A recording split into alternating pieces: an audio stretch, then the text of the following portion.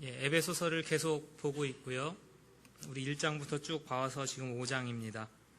3장부터 6장까지는 삶의 실천에 관한 부분입니다. 1장부터 3장까지는 어떤 교회에 대한 교리적인 내용이라고 보면 이제는 실천적인 부분에 대한 말씀들을 같이 보고 있는 겁니다. 계속되는 사도 바울의 교회를 향한 권고들이요, 성도의 온전한 모습을 향해 나아가는 사람들에 대한 권고의 소리들을 좀 귀 기울여 들으시기를 바라고요.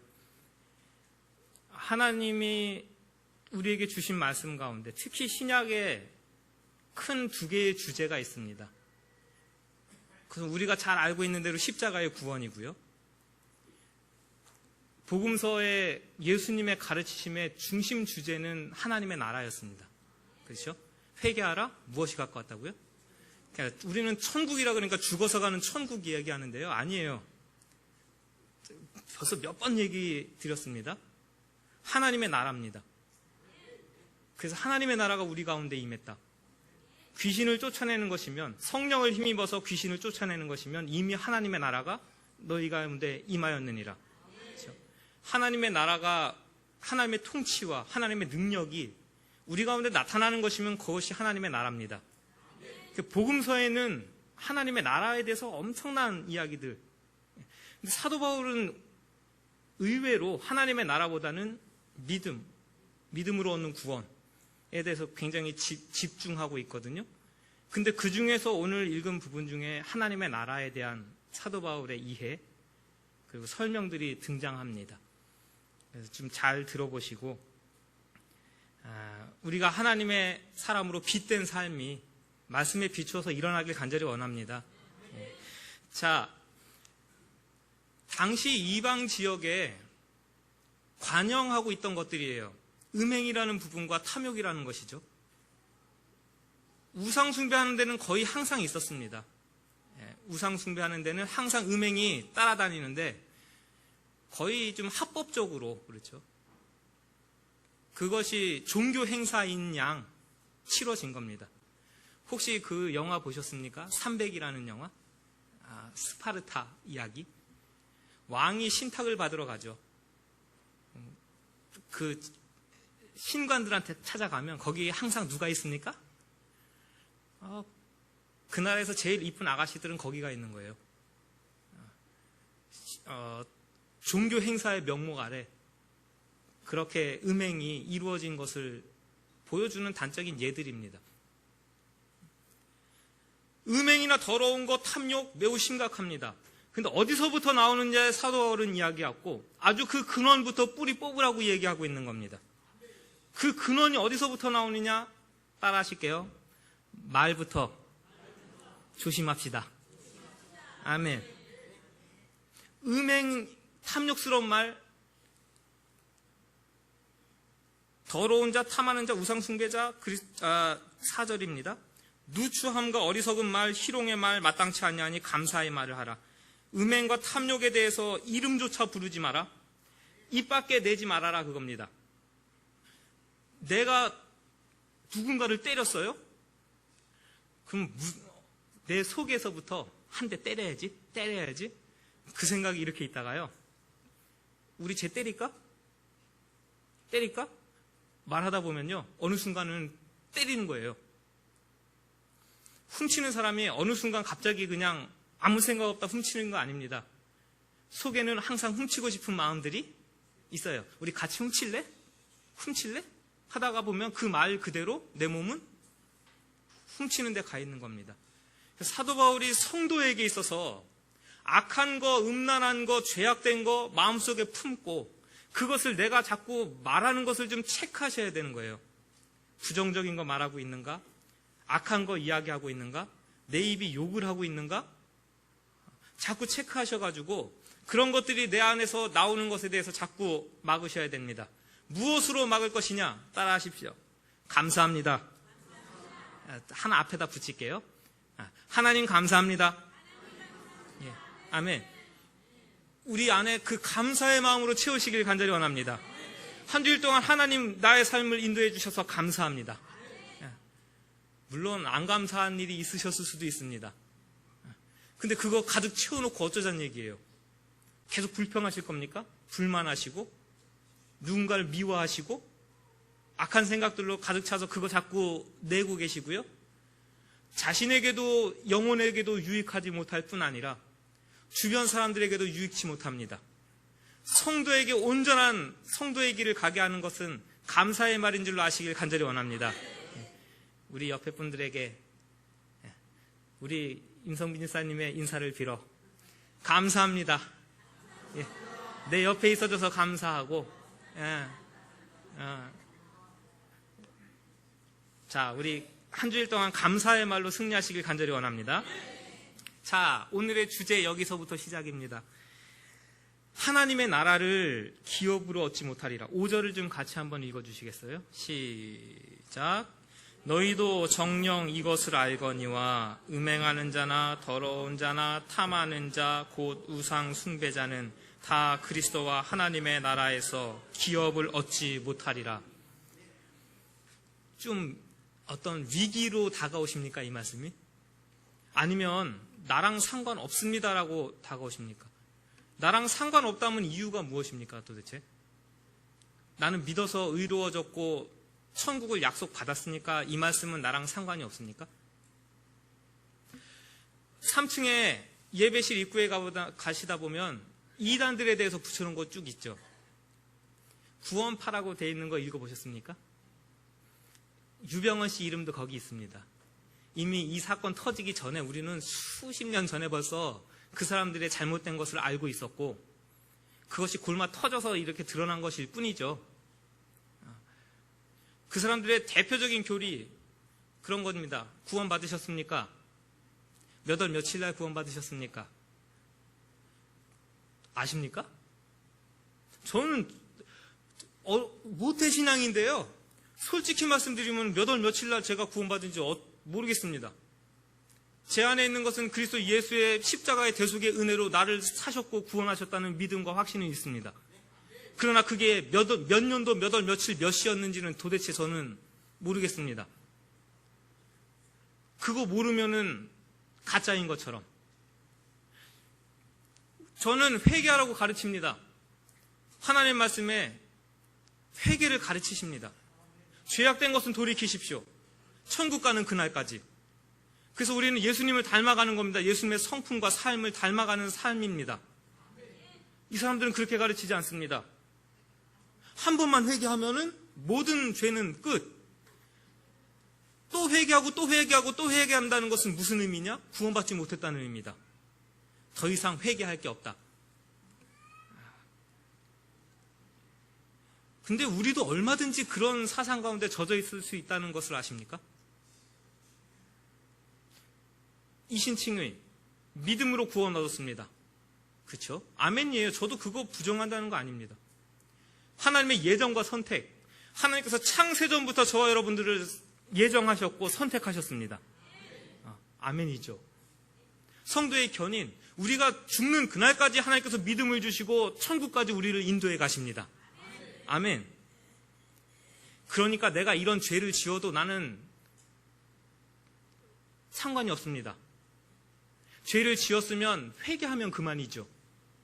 만약에 그래서 똑같이 우리도 죄악된 삶 가운데 젖어 있다면 구원파하고 다른 게 뭐예요, 도대체? 그런 이야기입니다, 지금. 얼마든지 이런 식의 논리로 우리의 삶을 성도의 온전한 삶에서 떨어지게 할 수 있다는 얘기입니다. 음행하는 자, 행실이 더러운 자, 탐욕 부리는 자는 누구든지 그리스도와 하나님 나라에서 기업을 얻지 못한다. 고린도전서 6장 9절 10절, 갈라디아서 5장 19절 21절 동일한 내용 똑같이 하나님 나라를 유업으로 받지 못하느니라.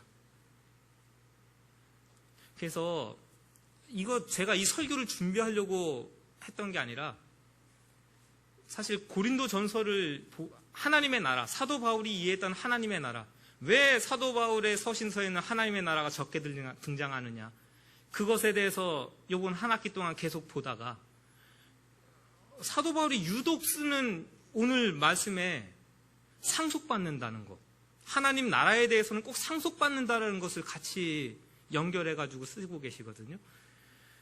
그게 눈이 자꾸 가가지고 열심히 또 쳐다봤네요. 복음서에는 이 상속받는다라는 것이 어떻게 나왔는지도 또 다 찾아보고요. 뭐랑 연결되어 있는지 제가 보여드릴게요. 마태복음 19장, 마가복음 10장, 누가복음 18장입니다. 한 부자 청년이 예수님께 나오죠. 예수님, 제가 무엇을 하여야 영생을 얻겠습니까? 예수님의 대답이 뭐였게요? 너 성경책에 뭐라고 돼 있냐?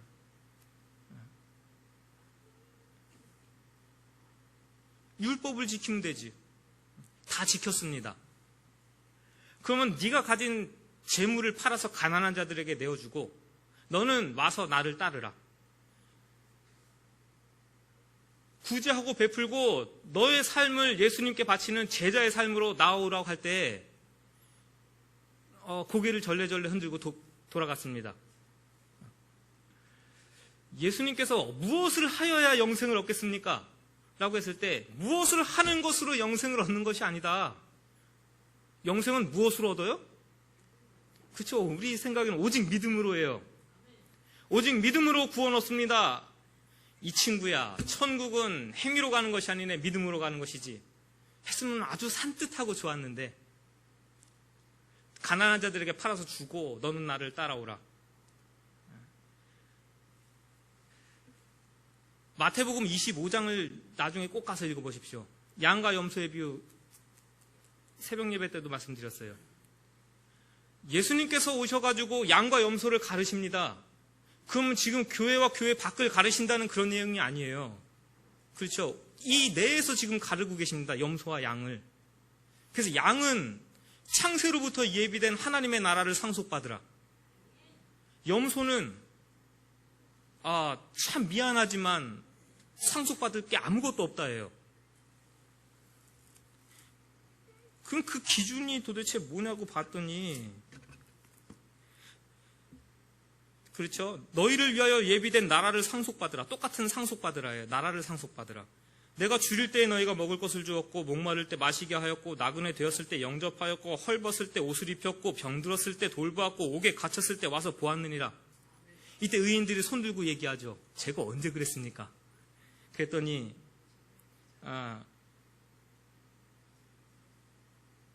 임금이 대답하여 이르되 내가 진실로 너희에게 이르노니 여기 있는 내 형제 중에 지극히 작은 자 하나에게 한 것이 내게 한 것이니라. 결론은 영벌의 영생에 들어가리라. 염소들도 손들고 대답하죠. 제가 언제 안 했습니까? 제가 언제 안 했습니까? 그랬더니 똑같은 대답을 쭉 하시죠. 너 이래 안 했지 않냐? 너는 믿음이 없어가지고 영생에 못 들어가겠다 하셨으면 얼마나 깔끔해요, 우리. 그런데 예수님의 가르치심 이건 직접 주신 강도 만난 자의 이웃은 선한 사마리아 사람이라고 우리가 알고 있죠. 예수님 무엇을 하여야 영생을 얻겠습니까? 똑같아요. 영생을 얻는다. 지금 하나님 나라를 상속한다는 똑같은 개념입니다. 영생을 어떻게 하면 얻겠습니까? 예수님이 뭐라 그래요? 성경에 뭐라고 되어 있냐? 내 이웃을 내 이웃과 같이 사랑하라고 그랬습니다. 그래, 가서 일을 행하라. 그러면 살리라. 손들고 얘기하죠. 내 이웃은 누굽니까? 그랬더니 선한 사마리아 사람의 비유를 쭉 얘기하십니다. 그 되물으시죠. 누가 이 강도 만난 자의 이웃이냐? 그랬더니 자존심 상해서 사마리아 사람이라고는 말을 못하고 자비를 베푼 자니이다. 예수님의 대답이 가서 너도 이와 같이 하랍니다. 우리는 이 신칭의 믿음으로 얻는 구원에 대해서 상당히 잘 알고 있습니다. 그래서 때로는 오늘 같은 말씀, 성도의 삶에 대한 말씀, 행위에 대한 말씀을 여러분들께 전해드리면 어떻게 보면 좀 반감이 있으실 수 있어요. 오직 믿음으로 구원 얻는다며. 근데 무슨 또 행위를 자꾸 이야기를 하냐. 그럼 다 같이 맞물려 있는 겁니다. 십자가의 구원을 얻은 사람이면 하나님의 나라를 사는 것은 당연히 드러나는 삶이에요. 이것만 알고 저것은 모른다면 반쪽짜리 아닙니까? 그래서 온전한 하나님의 사람, 온전한 성도의 모임 교회로 세우기 위해서 사도 바울이 이신칭의 외에 하나님의 나라, 삶의 모습도 그렇게 강변을 하면서 지금 이야기하고 있는 것을 듣는 겁니다. 6절을 한번 좀 읽어주시겠어요? 같이 6절 읽습니다. 시작. 누구든지 헛된 말로 너희를 속이지 못하게 하라. 이로 말미암아 하나님의 진노가 불순종의 아들들에게 임합니다. 그러므로 그들과 함께 하는 자가 되지 말라. 이런 겁니다. 저도 많이 들었던 겁니다. 뭐 이 정도면 어떠냐? 그렇죠? 이 정도 한다고 무슨 일 나냐? 요 정도 불법을 저지른다고 무슨 큰일 나냐? 남들 다 하는데 당신만 교회 다니고 예수 믿는다고 당신만 안 하면은 당신만 바보 되는 거 아니냐? 왜 그렇게 손해보면서 살아? 너도 해. 하면서 그 당시 에베소 성도들도 그런 유혹을 받았고요. 이 시대에 살고 있는 저와 여러분들도 밖에 나가면 동일한 유혹들 받는다는 얘기입니다.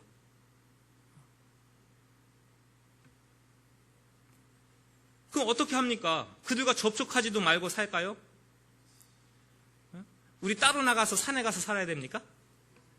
그렇죠. 아닌 거죠. 예. 그래서 우리에게 하나님께서 주시는 말씀을 우리 잘 들어야 됩니다. 오늘 주시는 말씀은 그래서 8절입니다. 너희가 전에는 어두움이더니 이제는 주 안에서 빛이라. 빛의 자녀들처럼 행하면 되는 겁니다. 어두워져 있는 세상 가운데서 악행을 저지르면서 우리를 유혹하는 그들 틈바구니에서 우리의 삶의 모습, 삶의 자세는 무엇이냐? 빛의 자녀처럼 살아가는 것입니다. 따라하십시오. 제일 먼저 중요한 것은 인식입니다. 자, 따라하십니다. 나는 빛이다. 아멘. 이것을 잊지 마시기 바랍니다. 나는 빛이다. 어두움의 유혹들이 다가올 때마다 나는 무엇이냐? 정체성이 없으니까요. 흑백이 아니고 희미하니까 오면은 같이 녹아 들어가고 섞이는 겁니다. 정체성이 명확하고 내가 빛이다라고 했을 때는요. 어두움이 왔다가도 빛을 보면 어떻게 되는 거예요? 어두움이 지는 거예요. 예. 아니 이거 꺼놓으면요. 지금 여기 깜깜해요. 스위치 하나 켜서 불 켜는 순간 어두움은 물러가는 겁니다. 빛을 믿으라. 예수님께서 오셔가지고 하신 말씀이 빛을 믿으면 그리하면 너희들도 빛의 아들이 되리라. 요한복음 12장 36절이에요. 있는 그대로 해드렸습니다. 저 여러분들 예수님 믿었어요. 그렇죠? 전 예수님의 구주로 믿습니다. 그 순간 우리는 빛입니다. 그것에 대해서 자꾸 인식하지 않냐고 살아갈 뿐이에요. 그저 나는 회사 다니는 사무원일 뿐이지. 나는 직장 다니는 직원일 뿐이지. 그 사이에서 내가 빛이라는 인식을 못 가지고 살 뿐이지. 우리는 예수님의 은혜 안에서 빛으로 부르심 받은 줄로 믿으시기 바랍니다. 빛의 자녀는 빛의 자녀로서의 행동과 책임이 따른다는 겁니다. 그게 무엇이냐면 모든 착함과 의로움과 진실함에 있느니라. 크리스천이라고 해가지고 도대체 밖에 나가가지고 같이 일하는데 저 사람이 착한 건지 의로운 건지 진실한 건지 도무지 알지 못하겠노라. 그러면 무슨 빛을 비추냐 그겁니다. 성도로서의 착함이라는 것, 의로움과 진실함이라는 무기들이 우리 안에 있기를 간절히 원합니다. 네. 자, 10절을 한번 읽어보실까요? 시작. 주를 기쁘시게 할 것이 무엇인가 시험하여 보라. 이 시험하여 보라는 것도 사도 바울의 서신서에 여러 번 등장합니다. 로마서 12장 2절에는요. 하나님의 선하시고 기뻐하시고 온전하신 뜻이 무엇인지 분별하도록 하라가 지금 이 시험하라는 것 똑같습니다. 성도는 누구냐? 빛된 성도는 도대체 누구냐? 이 자리에 앉아가지고 예배 시간에 앉아가지고 우리가 다 빛입니다. 그렇죠? 우리 다 경건합니다. 저도 마찬가지입니다. 평소에는 청바지 입고 티셔츠 입고 살았다가도 이 시간에는요 넥타이 쫄라매고 가운 입고 마치 빛인 양 이러고 서 있다는 얘기입니다. 그럼 이 시간에만 우리가 다 비치면은 우리의 삶 가운데서 다 빛으로 드러나냐 그겁니다. 분별하는 삶이 있어야 됩니다. 하나님께서 원하시고 기뻐하시고 선하신 뜻이 무엇인지를 분별할 수 있는 능력이 우리 가운데 임하길 간절히 원합니다. 그 분별하는 삶도 없으면서 무분별하면서 죄악이면서 더러운 것에 음란한 것에 다 물들어서 아무런 분별력도 없는데 나는 믿었으니까 선한 하나님의 사람이요 나는 구원받은 백성입니다. 그렇게 입으로 주장하고 떠든다고 해가지고 우리가 빛으로 드러나냐 그겁니다. 그래서 사도 바울은 에베소 교회 성도들에게 오늘을 살고 있는 저와 여러분들에게 하나님의 선하시고 기뻐하시고 온전하신 뜻이 무엇인지 분별하도록 하라. 그래서 분별해서 말씀에 비추어서 성령의 인도하심에 비추어서 하나님이 기뻐하시는 것이 이쪽이다. 그러면 손해를 보더라도 그쪽을 택하는 겁니다. 그것이 빛된 삶이라는 겁니다. 저 여러분들에게 하나님이 기뻐하시는 한 주간의 삶이 일어나길 간절히 원합니다. 우리가 믿었으면 믿는 자의 삶이 그렇게 드러나는 겁니다. 자, 11절을 한번 다시 읽어주시겠어요? 11절입니다. 시작. 너희는 열매 없는 어둠의 일에 참여하지도 말고 도리어 책망하라. 아멘. 열매 없는 어두움의 일에 동참하지 마십시오. 그리고 그것에 대해서 오히려 책망하십시오. 두 가지입니다. 항상 사도 바울의 권고나 가르침 안에는 두 가지가 좀 같이 섞여 있어요. 소극적인 면과 적극적인 면입니다. 소극적인 것은 어떤 거예요? 더럽고 악한 일에 내가 거기 참여하지 않으면 되는 거예요. 그렇죠? 같이 우리 사기 칩시다. 거기 안 하면 되는 거예요. 같이 우리 악한 일 이런 거 같이 한번 해봅시다. 아, 싫습니다. 나는 안 합니다. 하고 딱 선 긋고 돌이키면 그만이고 안 하면 그만입니다. 그것은 소극적인 거예요. 그 사람들은 하든 말든 나는 안 하면 그만. 그것도 중요한 얘기입니다. 그렇죠? 적어도 거기에 우리 참여하고 있지 않으니까. 그러나 빛된 자의 삶은 거기서 멈추는 것이 아닙니다. 그 다음에 나와 있는 책망하라는 것이죠. 헬라어에서 책망하다라는 이 단어가 두 가지 의미로 쓰입니다. 사람에 대해서는 책망하는 게 맞고요. 어떤 사물이나 오늘같이 이런 식으로 어두움의 일, 그런 인격적인 사람이 아닐 때는 드러나게 하는 겁니다. 폭로하는 거예요.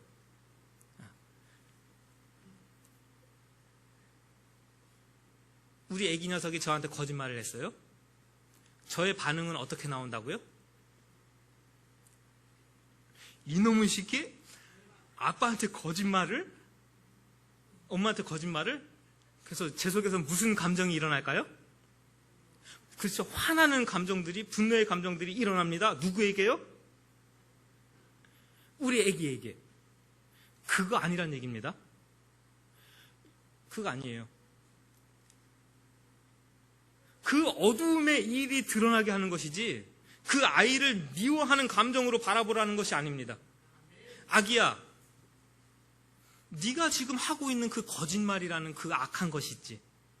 그게 얼마나 더럽고 추한 것인 줄 아냐? 네가 악하고 미운 것이 아니라 네가 지금 하고 있는 그 거짓이라는 그 악한 것이 이게 사람에게는 이런 영향력을 미치고 주변에는 이러한 영향력을 미치는 아주 악하고 나쁜 것이란다. 이것은 우리가 버려야 되는 것이고 이것은 하나님이 기뻐하지 않는 것이란다. 이게 지금 어두움을 드러내고 폭로하는 겁니다. 나가셔가지고요. 누가 잘못하나 보자. 하여간 이 눈과 입과 마음이요. 우리 상대방에 대해서 그렇게 그쵸 비난하고 싶고 내 눈에 들보는 보기 싫고 남의 눈에 티는 빼주고 싶고 어쩌면 그렇게 마음이 그럴까요? 그거 아니란 얘기입니다. 우리는 상대방을 미워하는 눈으로 바라보는 것이 아니라 정죄하는 눈으로 바라보는 것이 아니라 따라하십시오. 어둠의 일을 볼 수 있는 눈이 열려지고 그것을 드러낼 수 있는 영적인 지각이 있어야 된다. 아멘. 그것이 빛의 사람이라는 겁니다. 어두움인지 몰라요.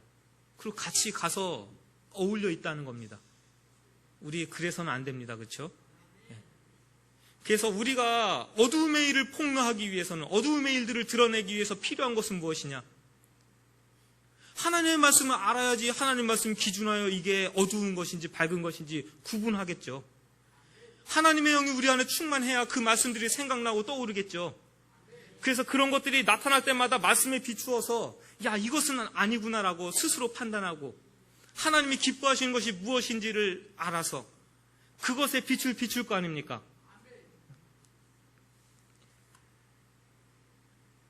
자, 13절을 한번 다시 성경책으로 돌아옵니다. 13절을 같이 읽어봅니다. 시작. 그러나 책망을 받는 모든 것은 빛으로 말미암아 드러나나니 드러나는 것마다 빛이니라. 아멘. 지금 사도 바울이 굉장히 영적인 이야기를 하고 있습니다. 사물에 빛을 비추면 이게 어떻게 됩니까?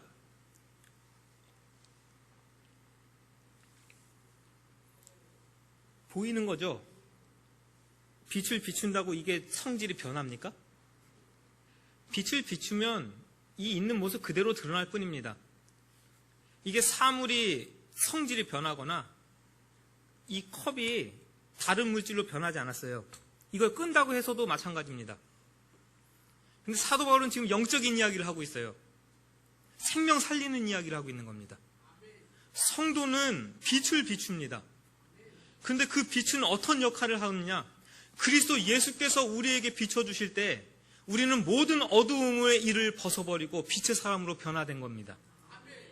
그렇듯이 우리가 빛을 비추면 어두움 가운데 죽어져가고 있는 그 영혼들이 빛을 받을 땐 무슨 일이 일어나느냐? 그들도 동일하게 빛으로 변화되는 것을 보게 되는 겁니다. 아멘. 그렇죠. 우리 남편은 30년을 전도했는데도 아직도 예수 믿지 않아요. 참 마음이 단단하고 하나님 불쌍히 여겨주세요.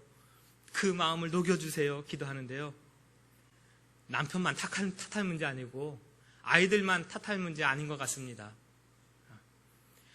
내가 온전한 빛으로 그들에게 비췄다면요. 그렇죠? 내가 온전한 빛으로서 내 남편에게, 내 가정에게 비추어 줬다면, 내 주변에서 그렇게 전도하는데 나 따라서 교회 오겠다는 사람은 어쩌면 그렇게 한 명도 없을까요? 그 사람들은 다 그냥 하나님이 버리신 자들이고 어두움의 자녀들이고 나만 홀로 빛의 자녀들이고 그렇습니까? 그들이 봤을 때 참 빛이라고 인식하지 못할 만큼 내가 빛을 비추지 못하는 모습은 아닌가? 스스로를 말씀을 통해서 좀 돌이켜보는 겁니다. 우리 말이 아니어도 우리의 삶을 통해서 빛을 비추는 그리스도의 사람 되길 간절히 원합니다. 우리 마지막 14절 보고 마칠게요. 14절이 요 단락의 결론이거든요. 같이 한번 읽어보겠습니다. 시작. 그러므로 이르시기를 잠자는 자여 깨어서 죽은 자들 가운데서 일어나라. 그리스도께서 너에게 비추이시리라 하셨느니라. 아멘. 세 줄로 따로 이렇게 따옴표 돼가지고 세 줄 돼 있습니다. 제가 어제 헬라어 성경도 찾아봤고 제 지금 NIV 성경에도 그렇게 돼 있어요. Wake up, O sleeper 하고 딱 한 줄. Rise from the dead and Christ will shine on you. 잠자는 자여 일어나라. 느낌표 땅. 죽은 자여 죽음에서 일어나라. 느낌표 땅. 예수 그리스도께서 너에게 빛을 비추어 주실 것이다. 세 줄 이렇게 해가지고요. 따로 떼어놓고 따옴표 되어 있습니다. 이런 어떤 시적인 표현이고 노래의 형태일 수도 있습니다. 그래서 성경학자들은 이 지금 14절이 무엇을 이야기하고 있느냐면 아마도 에베소 초대교회에 세례받을 당시에, 그렇죠? 세례받을 당시에 우리는 지금 약식으로 이렇게 세례 주잖아요. 뭐 여전히 침례교육 같은 데서는 담갔다가 일으키죠. 옷 갈아입고. 그 무슨 의미입니까? 나의 옛사람은 죽는다는 의미입니다. 내가 죄악된 것을 모든 이 물밑에 죽이고 나가 일어나서 새롭게 될 때는 난 그리스도 예수의 사람으로 새롭게 태어난다는 의미예요. 그러니까 내가 가지고 있던 예전에 죄악된 습관들, 습성들, 악행들을 나는 예수 그리스도와 함께 다 십자가에 못 박는 삶을 살겠습니다. 다짐하고 우리는 세례받는 겁니다. 그렇죠? 그래서 잠과 죽음이라는 것이 예수님 믿기 이전의 삶. 거기서 깨어나라 일어나라는 명령형 동사를 써가지고요. 영적인 죽음에서 일어나서 생명의 자리로 나아오시오. 그리고 생명을 비추는 자의 삶을 사십시오. 라는 것을 14절로 마지막 결론을 내리고 있는 것을 보는 겁니다. 우리 모두 세례 받았어요. 세례 안 받으신 분들도 계시겠지만 대부분은 세례 받았습니다. 한국교회에 대한민국의 기독교 인구가 적지 않습니다. 이 당시 에베소 25만 성도, 25만 인구. 그 안에서 크리스천이라는 것은 정말 손톱만큼이에요. 그 사람들을 향해서 지금 당신들이 일어나고 당신들이 빛을 비추어야 된다. 그러면 그 하나님의 나라는 확장되어지고 생명은 살아날 것이라. 오늘 우리 한국의 성도들이 빛을 받은 참 생명의 전달자의 모습으로 살아간다면 대한민국은 하나님의 나라로 더욱더 온전히 설 거로 저는 믿습니다. 자, 달라스 윌라드라는 사람이 쓴 마음의 혁신이라는 책이 있어요. 유명한 책입니다.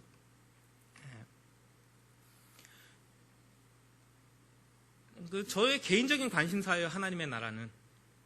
우리가 너무 앉아서 오직 믿음에 너무 젖어 있지 않나라는 생각이 저는 있습니다. 그래서 저의 관심사는 성도의 삶, 하나님의 자녀로서의 온전한 삶의 모습에 굉장한 관심이 있어요. 근데 지금 상당히 많은 부분에서 이런 반성들이 일어나고 있습니다. 사실은 우리가 그동안 너무 앉아서 듣고 앉아서 믿는 것만 심취해서 가르친 것 아니라는 자성의 목소리들이 나오고 있는 것이 사실이에요. 우리만 그런가 했더니 아니에요. 제가 그대로 적어왔습니다. 최대한 많은 이들에게 죽어서 천국 갈 준비를 시키는 것을 기본 목표로 삼는 것이 미국 보수적인 교회들의 근본적인 과오라고 지적합니다. 그 다운표는 이 사람의 글을 그대로 가져온 거예요. 지금 이것은 사람들 안에, 성도들 안에, 교회 안에 천국을 들여놓는 것이 아니라 사람들을 천국에 들여놓는 것을 목표로 삼은 결과 미국의 많은 그리스도인들이 그리스도를 닮지 않고도 그리스도인이 되는 길을 발견하였다. 말이 어렵습니까? 우리가 천국을 누리기 위해서 하나님의 말씀에 집중하고 하나님의 말씀 의를 이루기 위해서 살아가는 모습이 아니라, 그래서 하나님의 나라가, 하나님의 다스림이 우리의 삶 가운데 임하고 하나님과 함께 동행하는 삶이 내 삶에서 경험되어지고 체험되어지고, 그것을 기대하는 것이 아니라 믿어서 우리가 죽으면 천국 가지요. 그걸 목표로 수많은 사람들이 앉아서 교리를 가르치고 이론을 가르쳐서 죽으면 천국 가십니까? 아멘 하고 끄덕거리면 됐어, 한 명 더 추가, 천국에 가는 한 사람. 그것만, 그 숫자 늘리기에 급급해가지고요, 실제로 예수님을 닮아가는 제자의 숫자는 줄어들었다. 그것을 미국 교회를 보면서, 미국 보수 교회를 보면서 지적했던 내용을 고스란히 읽어드린 겁니다. 우리만의 고민이 아니고 다 같은 고민인 거예요. 그래서 우리가 다 같이 하나님의 말씀 가운데서 건강한 우리의 믿음을 세워가야 됩니다. 우리가 예수 그리스도가 구주신 거 믿어요. 확실합니다. 믿음으로 예수님의 하나님의 나라에 우리는 들어갑니다. 그러나 믿었으면 믿는 자의 빛된 삶이 또한 우리 가운데 드러나길 간절히 원합니다. 오늘 우리의 힘과 능력으로 할 수 있다라고 이야기하는 거 아니에요.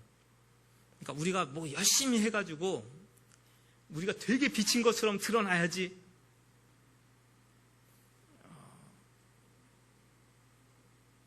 예수님께서 비춰주십니다.